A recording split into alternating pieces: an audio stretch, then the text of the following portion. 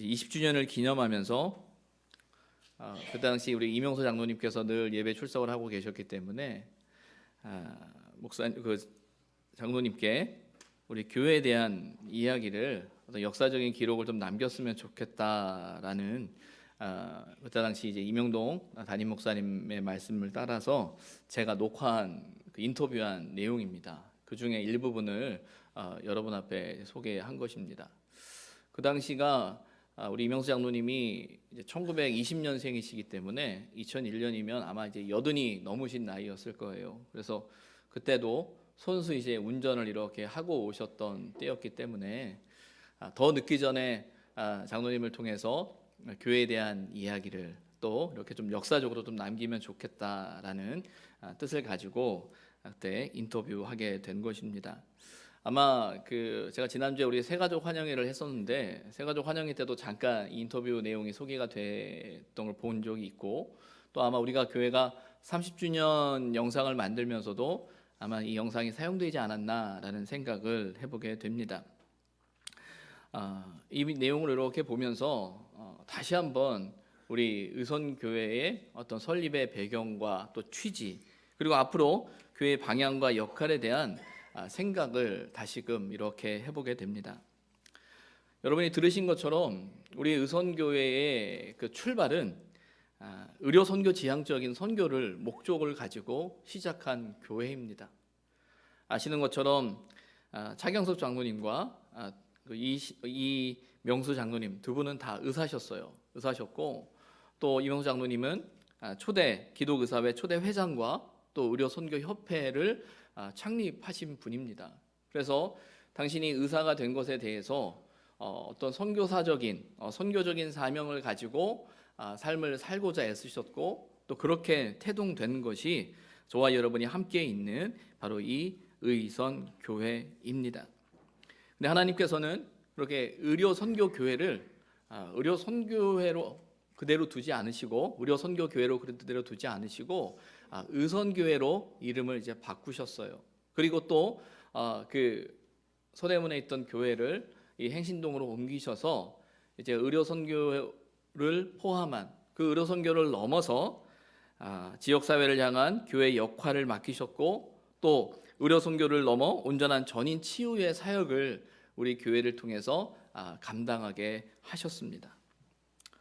여러 장로님들과 또 재직들, 성도들의 또 헌신이 있었지만, 우리가 알고 있는 것처럼 제1대 당회장이신 정균환 목사님, 또 돌아가신 하용호 목사님, 또 3대 당회장이신 박용만 목사님, 그리고 우리 앞선 우리 이명동 목사님에 이르기까지 귀한 목사님들을 통해서 우리 의선교회를 하나님께서 지금까지 세워 오셨습니다. 저는 이런 우리 의선교회 역사를 좋아합니다. 그리고 또한 그런 교회의 역사를 저와 여러분이 마음속에 기억해야 합니다. 그리고 우리는 그 역사를 이해하고 또 역사를 인식하면서 우리가 가야 할 그 길에 대한 고민을 저와 여러분이 해야 한다라는 생각을 하게 됩니다. 무엇보다 우리 교회가 태동되어졌던 그때를 다시 한번 기억하면서 그 역할과 책임이 계속 이어져야 한다라는 생각을 갖습니다. 이명수 장로님의 표현에 빌리자면 지역사회를 위한 구원선의 역할을 해야 한다. 또 전인 치유의 역할을 우리 교회가 했으면 좋겠다라는 그것이 당신의 개인의 기도였다라는 말씀을 하셨는데, 그것 또한 저와 여러분의 기도였으면 좋겠습니다. 단지 개인의 기도가 아니라 우리 의선교회를 기억하면서 교회를 위해서 기도할 때 우리 교회가 어떤 교회가 될 것인가 라는 것에 대한 고민이 저와 여러분에게 있었으면 좋겠습니다. 저는 이 모든 일을 가능하게 하기 위해서는 우리가 이 다시 의선을 회복해야 한다라고 저는 생각을 합니다. 의선을 회복한다는 것은 단지 과거에 우리의 좋은 시절로 그때로 돌아가자라는 말이 아니에요. 보다 성숙한 의선이 되어서 정말 하나님이 우리에게 맡겨주신, 의선교회에 맡겨주신 그 뜻을 이루어가는 그 사명을 감당할 수 있는 저와 여러분이 되기를 소망합니다. 2018년 우리 의선교회의 표어는 다시 의선입니다. 그냥 의선이 아니라 제가 한문으로 의선이라고 표를 지었어요. 이것은 원래 그런 뜻이 아닌데 한문으로 그런 의미를 부여한 것이 아니라 그 의선의 의미는 바로 옳을 의, 선할 선이라는 그 뜻을 가지고 있는 것입니다. 이 의선이란 말은 단지 교회를 의미하는 것이 아니에요. 단지 교회, 의선 교회를 의미하는 것이 아니라 우리 교회의 본질적인, 저와 여러분이 가지고 있는 어떤 신앙의 본질적인 그 부분들에 대한 질문을 던지는 표여야 한다는 것입니다. 옳은 것과 선한 것을 구하는 교회여야 한다는 거예요. 무엇이 옳은 것입니까? 무엇이 선한 것일까요? 우리가 각자 가지고 있는 어떤 경험들, 우리가 가지고 있는 어떤 신앙의 모습들, 우리가 가지고 있는 여러 상황들이 그 상황 속에서 우리는 이것이 옳은 것이다, 이것이 선한 것이다 라고 말할 수 있습니다. 물론 다 틀린 것은 아닐 것입니다. 그러나 우리가 가지고 있는 의선이라는 것에 있어서는 분명한 기준이 저와 여러분에게 있어야 한다는 거예요. 중요한 것은 그 기준은 결코 사람일 수 없습니다. 그 기준은 절대적으로 하나님이어야 한다는 것입니다. 저와 여러분, 우리가 함께 읽었던 로마서 14장 17절의 말씀을 다시 한번 읽었으면 좋겠습니다. 로마서 14장 17절의 말씀입니다. 우리가 한 목소리로 함께 읽도록 하겠습니다. 하나님의 나라는 먹는 것과 마시는 것이 아니요 오직 성령 안에 있는 의와 평강과 희락이라. 아멘. 어떤 의미입니까? 사도 바울은 로마 교회가 가지고 있는 여러 가지 상황들 속에서 오늘 본문의 말씀을 통해 그가 정리하고 있어요. 로마서의 앞부분은요, 교리적인 내용이에요. 어떻게 하면 우리가 구원을 받는가, 구원을 받는다는 것이 무엇인가 라는 것에 대해서 긴 이야기를 11장까지 써내려 갑니다. 그리고 나서 이제 12장부터는 그러면 구원받은 사람의 삶의 모습이 무엇인가 라는 것을 이야기하고 있어요. 그리스도인의 삶에 대해서. 그리고 14장에서는 그런 어떤 그리스도인의 삶을 로마 교회라는 상황 안에서, 우리가 처해져 있는 그 상황 안에서 어떻게 적용될 것인가에 대한 이야기를 하고 있는 게 로마서 14장입니다. 그래서 로마서 14장에 보게 되면요, 그들이 갈등하고 있는 내용을 그런 상황이 언급되어져요.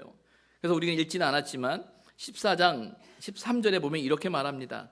우리가 다시는 서로 비판하지 말고 도리어 부딪힐 것이나 거칠 것을 형제 앞에 두지 아니하도록 주의하라. 어떤 이유인지는 모르겠으나 서로 간에 비판의 문제가 있었다라는 거예요. 서로를 판단하고 이것이 맞다, 저것이 맞다라는 많은 이야기들이 논쟁되어지고 있었다라는 상황을 우리는 상상하게 됩니다. 그리고 그로 인해서 형제들이 넘어지기도 하고 시험에 들기도 하고 어려움을 경험하고 있는 그 상황이 우리는 본문을 통해서 확인하게 돼요. 이런 상황 속에서 사도 바울이 오늘 17절의 말씀을 통해서 뭐라고 이야기하냐면, 하나님의 나라는 먹는 것과 마시는 것이 아니다. 이 말 속에는 그들의 논쟁 속에 그들이 가지고 있는 어떤 신앙적인 기준 안에서 먹는 것 때문에, 마시는 것 때문에 이래야 된다, 먹어야 된다, 먹지 말아야 된다, 이렇게 해야 된다, 저렇게 해야 된다라는 많은 이야기 속에서 그것이 문제가 됐었던 것 같아요. 그래서 사도 바울은 말해요. 하나님의 나라는 그것이 아니다라는 거예요. 먹는 것의 문제가 아니요 마시는 것의 문제가 아니라는 거예요. 어떤 번역을 보게 되면 이렇게 이야기합니다. 하나님의 나라는 우리의 배를 어떻게 배부르게 할까? 그것이 문제가 아니라는 거예요. 아니라는 거예요. 그러면서 이야기하기를 하나님의 나라는 뭐라고 이야기합니까? 오직 성령 안에 있는 의와 평강과 희락이라라고 이야기하고 있어요.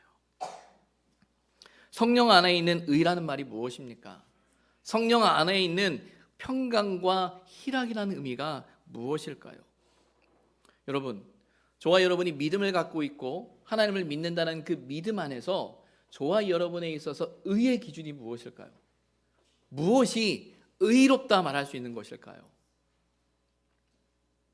저와 여러분은 하나님 앞에서 다 죄인입니다. 어느 누구도 하나님 앞에 당당할 수 없는 죄인이에요. 죄인된 우리를 향해 하나님이 의롭다라고 칭의하신 이유가 있어요. 무엇 때문에 저와 여러분이 의로운 존재가 된 것이죠. 무엇 때문에 의로운 존재가 된 것입니까?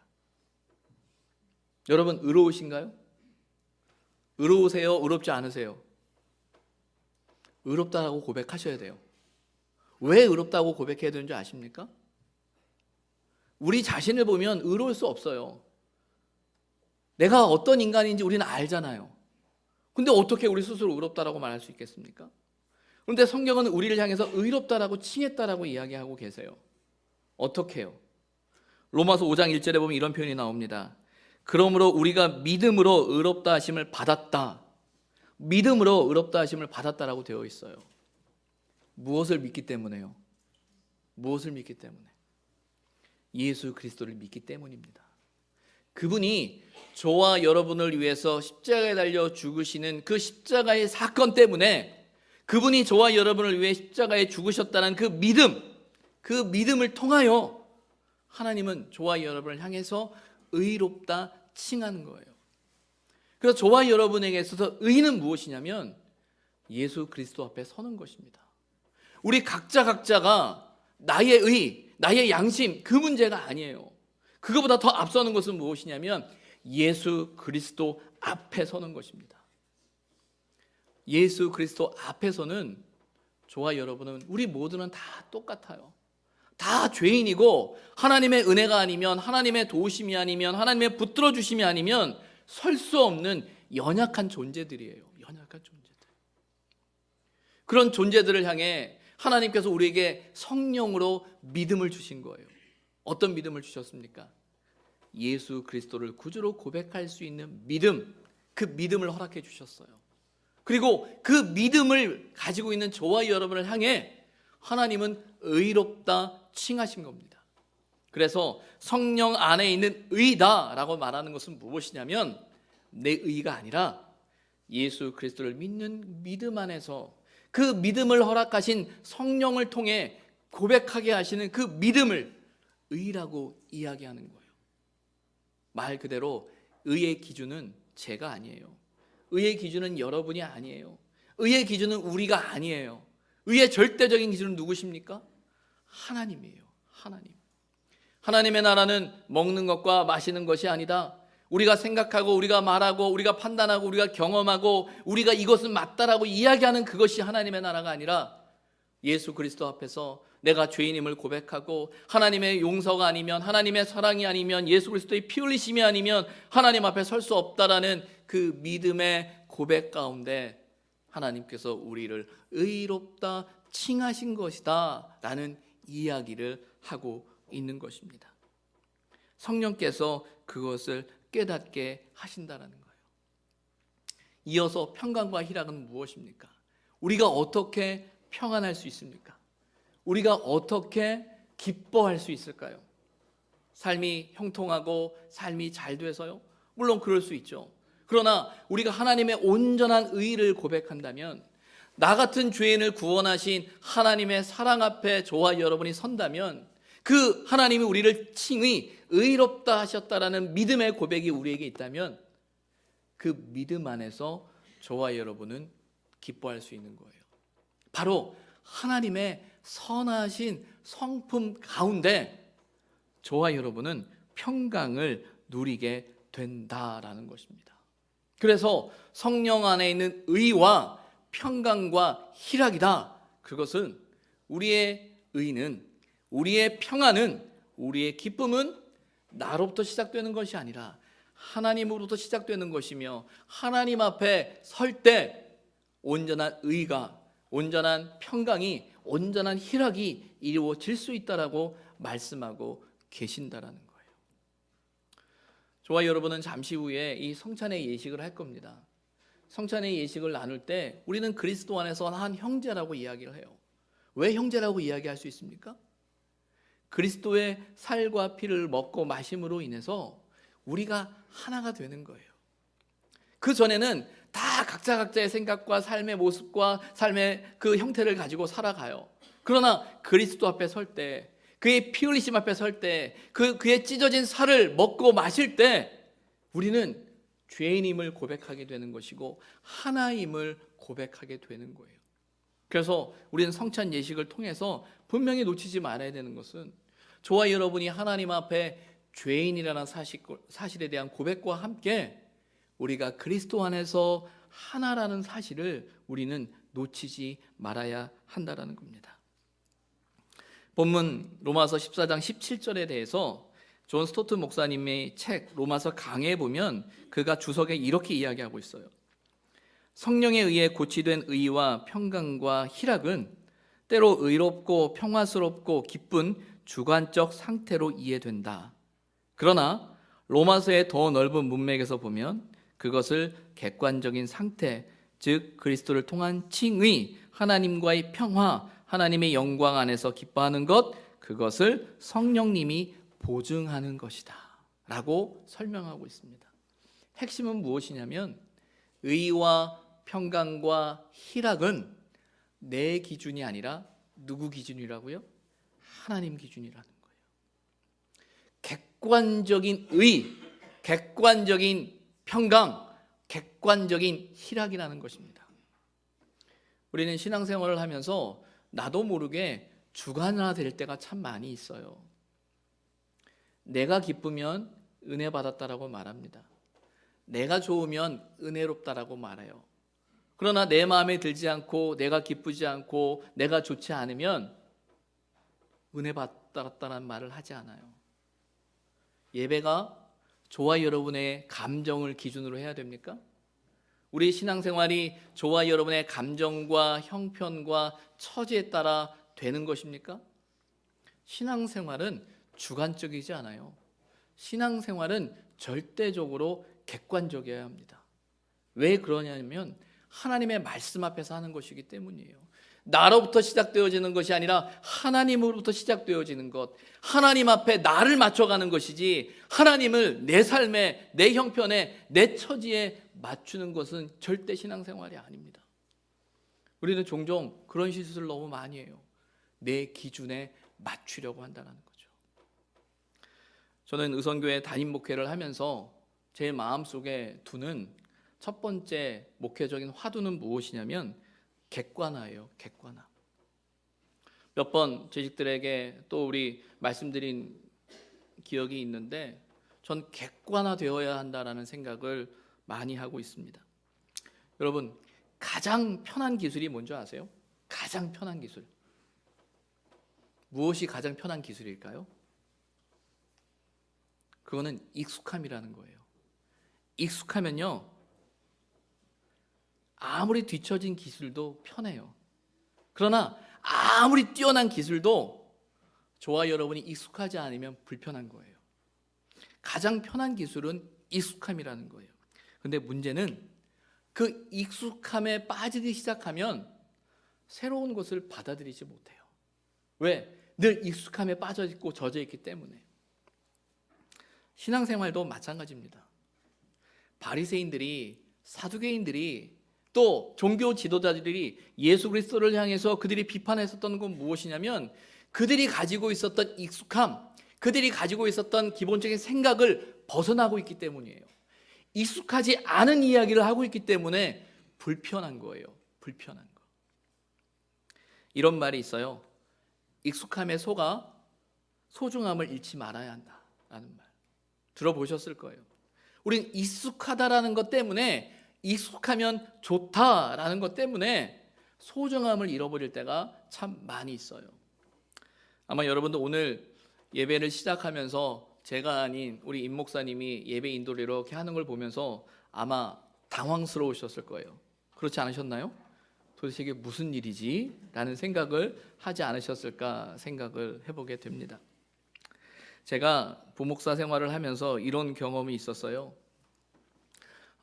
어떤 교회에서 사역을 하는데, 이제 영등포 교회에서 사역을 했는데 하다가 제가 큰 실수를 한번 했었습니다. 실수를 해서 목사님께 이제 자진 납세하러 갔어요. 목사님, 제가 이런 실수를 했습니다. 죄송합니다. 하면서 이제 머리를 조아리고 사죄를 하려고 했는데 목사님이 뭐라고 이야기하시냐면, 목사님, 최 목사님, 목사님이나 나나 둘 다 하나님 앞에 목사인데 내가 어떻게 당신에게 이래라 저래라 말할 수 있겠어요? 우리가 하나님 앞에서 각자 일을 하는 거지요 라고 이야기를 하시더라고요. 저는 그때 차라리 새 목사 왜 이렇게 했어? 라는 말을 들었으면 제 마음이 더 편했을지도 모르겠어요. 근데 목사님께서 그렇게 말씀을 하시니까 정말 제가 몸둘 바를 모르겠더라고요. 그런데 제가 우리 방지일 목사님이나 또 우리 김수훈 목사님을 이렇게 모시면서 배웠던 것 중에 하나가 뭐였냐면 동사라는 것이에요. 동사. 사실은 담임 목사에게 있어서 부목사님은 담임 목사의 일을 돕는 역할이 사실은 큽니다. 근데 제가 그 목사님들 통해서 배웠던 건 뭐였냐면 담임 목사, 부목사가 아니라 우린 동사 목사야 라는 거였어요. 그런데 알고 봤더니 이 동사라는 개념은 우리 한국 기독교 안에 예전부터 있었던 개념이었어요. 예전 개념. 아마 여러분들께서 영락교회 하면 이제 한경진 목사님에 대한 이름을 잘 기억하시지만 사실은 한경진 목사님은 설교하고 대외적인 사역들에 큰 힘을 실으셨고 그렇게 교회를 하셨어요. 그럼 누가 신방했겠어요? 누가 목회했겠어요? 이름이 알려지진 다른 목사님이 계셨어요. 그분도 똑같이 70세까지 목회하시고 은퇴하신 다음에 미국으로 건너가셨어요. 동사하셨던 거예요. 동사하셨다는 거. 어떤 면에서는 여러분들께서는 저희 부목사님이 예배 인도를 하고 하는 모습을 보면서 이 목사님이 담임 목사님이 좀 편하게 하려고 그러는 거 아니야? 그래서 부목사 시키는 거 아니야? 라는 생각을 할지 모르겠어요. 이게 우리 어떤 큰 교회가 하는 것처럼 우리 교회도 크지도 않은데 담임 목사님이 해야지 왜 저래? 라는 생각을 가질지 모르겠습니다. 웃는 거 보면 그런 생각 하신 거예요 혹시? 근데 제 마음은 그렇습니다. 우리 목사님들도 같은 목사예요. 물론 신앙적인 경륜과 연륜, 경험은 다를 수 있어요. 근데 중요한 건 하나님 앞에서 같은 목사로 세우셨다라는 거예요. 물론 역할은 다릅니다. 각자 교회를 섬겨가는 역할은 달라요. 그리고 또한 모든 책임은 담임 목사인 제가 지는 게 맞습니다. 그러나 하나님께서는 그분들도 목회자로 세우시고 우리 의선교회 한 모퉁이를 섬기고 여러분들 앞에서 목사로서 또 여러분들의 신앙을 지도하고 또 함께 섬겨가야 할 우리 목사님이라는 거예요. 그런 면에서 저는 이 예배의 강단이 또 예배 인도의 자리에 단지 뒤에만 있는 것이 아니라 함께 여러분들과 호흡하면서 함께 가면 좋겠다라는 것이 제 생각이에요. 교회가 어려워지고 힘들어지고 어떤 면에서는 많은 문제들이 생기는 것 중에 하나는 무엇이냐면 한국 교회의 구조적인 특성상 너무 담임 목사에게 모든 포커스가 되어지기 때문입니다. 모든 것이 담임 목사에게 되어지는 순간 우리 의도와 다르게 어려워질 수 있는 거예요. 전 담임 목사로서 제가 감당해야 할 책임 그 부분에 있어서는 최선을 다할 거예요. 그러나 분명한 거는 여러분 아셔야 되는 것은 저와 저희 부목사님들, 교육자들은 함께 의선교회라는 그 교회의 구석구석을 섬겨가면서 서로의 역할과 서로의 책임을 함께 하고자 한다는 거예요. 그런 면에서 여러분들은 우리 목사님들을 존중하셔야 되고 잘 섬기셔야 되고 함께 목회자로서 여러분들이 세워주셔야 한다는 거예요. 그런 면에서 저는 이 객관화라는 단어 앞에서 담임 목사인 제 자리에 있어서 우리 목사님들과 조금 더 많은 부분을 동사하고 싶어요. 함께 하고 싶고 함께 세워가고 싶고 또 함께 세워갈 때 우리 의선교회가 더 건강해질 수 있다라는 생각을 합니다. 우리가 2018년 새해 사역 조직을 보시게 되면 위원회가 구성이 되어져 있어요. 물론 과거에도 위원회가 있었습니다. 위원회가 있었는데 그 위원회의 위원장을 아까도 말씀드린 것처럼 장로님들과 제가 집사님들에게 부탁을 드렸습니다. 물론 목회자가 다 할 수도 있겠죠. 그러나 그것보다 그 책임과 그 역할을 나누고 싶은 거예요. 함께 하고 싶은 거예요. 그래야 되는 거예요. 그리고 그 함께 할 수 있는 분들에서 지도 교육자를 세워서 담임 목사인 제가 아니라 그분들과 여러분이 함께 호흡하고 생각하면서 교회를 만들어가는 것입니다. 교회가 갈 바를 우리가 함께 고민하는 거예요. 무엇이 하나님 앞에서 옳은 일인지 담임 목사의 결정과 선택이 아니라 우리의 결정과 우리의 선택이 될 수 있도록 함께 기도하면서 나아가는 그런 교회가 되었으면 좋겠다라는 것입니다. 제가 재직회 때 이런 말씀을 드렸습니다. 저는 앞선 우리 이명도 목사님의 목회 모습을 보면서 정말 존경하고 정말 저렇게 목회해야 되는데 라는 생각을 갖고 있습니다. 이 목사님은 권한의 문제가 아니라 책임의 문제로서 교회를 섬겨 오셨어요. 자신이 담임 목사이기에 이 모든 책임을 자신이 감당해야 된다는 생각 속에서 모든 일을 감당하셨다라는 거예요. 권한이 아니었죠. 책임이었죠. 그러나 분명한 건 저는 다 못한다라고 말씀을 드렸어요. 다 못하기 때문에 여러분이 도와야 한다라고 말씀을 드렸습니다. 재직들이 도와주셔야 된다고 말씀드렸고, 재직들께서 모퉁이 다 살피셔서 우리 교회가 하나님이 기뻐하시는 교회로 함께 세워져 가야 한다라는 것이에요. 그런 차원 안에서 저는 우리 교회를 바라보며 객관적으로 바라보려고 노력을 합니다. 그리고 여러분들이 더 한 발 더 들어오셔서 더 가까이 오셔서 교회를 살피시고 우리 교회가 어떤 교회가 되어야 할 것인가 함께 고민하면 좋겠다라는 말씀을 드리는 거예요. 객관화, 교회의 모든 상황을 다시 한번 돌아보기 위해 왜 그렇게 하는가라고 할 때 제가 가지고 있는 기도 제목은 무엇이냐면 앞으로 의선교회가 맞이할 50주년입니다. 올해로 이제 37주년이 되잖아요, 우리 교회가. 이제 50주년이면 몇 년 남은 겁니까? 한 13년 정도 남은 거예요. 그 시간이 빠를까요, 느릴까요? 어떻게 생각하세요? 외람된 말씀이지만 제가 지나왔던 시간들을 이렇게 생각해 보니까 앞으로 50년이 결코 긴 시간이 아니더라고요. 결코 긴 시간이 아니더라고요. 제가 전도사 생활을 하면서 함께했던, 섬겼던 우리 아동부 친구들이 어느덧 청년이 되어지고 장년이 되어져서 하는 모습을 이렇게 보게 되면 야, 정말 저렇게 시간이 갔구나, 네가 이렇게 컸구나 라고 이야기를 하면서 보니까 저도 그만큼 나이를 먹은 거예요. 근데 그 시간만큼 앞으로의 50주년이라는 시간은 생각보다 길지 않습니다. 금방이에요. 그런데 문제는 지금 우리 교회가 어떤 교회냐도 중요하지만 그때 우리 교회가 어떤 교회로 세상 가운데 있을 것인가는 너무나 중요한 일입니다. 그런데 문제는 50주년의 의선교회는 오늘 우리가 고민하지 않으면, 지금 고민하지 않으면 결코 50주년의 의선교회는 존재할 수 없습니다. 정말 그때도 오늘과 같이 정말 하나님이 기뻐하시는 교회로 우리가 든든히 서갈 수 있을 것인가, 그것은 우리가 지금부터 고민해야 한다는 거예요. 그런 면에서 올해 기획위원회를 두었어요. 우리 집사님과 여러 권사님 또 집사님들을 세우고 그분들을 통해서 교회의 구석구석 모든 일들을, 지난 36년의 모든 일들을 한번 되짚어 주셨으면 좋겠다라고 부탁드리는 거예요. 고민했으면 좋겠다 부탁드리는 거예요. 의선교회에 좋은 점이 있습니다. 그러나 또한 부족한 점도 있어요. 그 모든 부분들을 우리가 다시 한번 이렇게 살펴보면서 50주년을 향해서 나아가는 우리 교회가 어떤 교회로 준비해야 할 것인가, 어떻게 해야 할 것인가를 함께 고민하는 한 해가 되었으면 좋겠습니다. 그 작업을 우리는 지금 해야 한다는 거예요. 올해 해야 한다는 거예요. 그리고 단계적으로 하나씩 그 작업을 해 나갈 때 하나님께서 기뻐하시는 그 교회로 다시 설 수 있다라는 것입니다.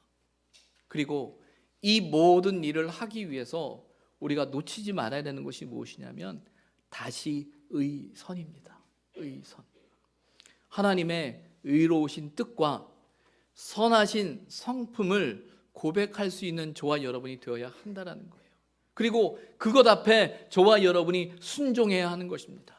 하나님의 의를 신뢰하시기 바랍니다. 그리고 하나님의 선하심을 신뢰하면서 나아갈 때 그 앞에 저와 여러분이 설 때 하나님은 다시 의선으로 세워 주실 수 있습니다. 그 하나님을 신뢰하면서 걸어갈 수 있는 한 해가 되었으면 좋겠습니다. 저와 여러분이 하나님의 의로우심을 붙들길 소망합니다. 하나님의 선하심을 붙들길 소망합니다. 그리고 함께 기도함으로 하나님이 허락하실 새 날을 기대할 수 있는 저와 여러분이 되기를 주님의 이름으로 부탁을 드립니다. 기도하겠습니다. 하나님,